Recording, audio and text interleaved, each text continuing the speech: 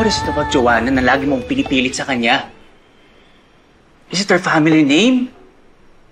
Her inheritance? You know, both of those things are insignificant to me, Dad. Ano nagsasabi? Baka alam mo para sa akin ba to? Are you out of your mind? I'm doing this for you. For your future. I don't need kung anong meron si Joanna o yung family niya. Naging kami, Dad, it's because I loved her. Ngayon na wala na kami, sana naman maintindihan mo yun. When the chewing gum loses its flavor, you have to spit it out. That's how you let go. Okay.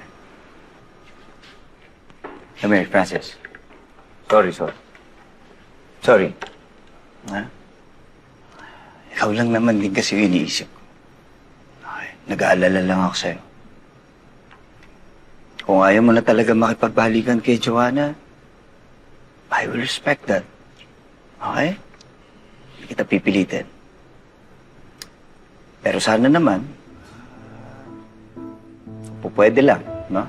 Make friends with her. Wala naman sigurong masama kung kakaibiganin mo yung tao, lalo sa panahon ngayon. Like I said, may pinagdadaanan yung bata. Anyway, if you want to see her, ang alam ko, kasama niya yata si Amy. Pupunta yata sila doon sa Nono's Favorites. Pwede mo siyang puntahan mo. Okay? Galala dito, okay?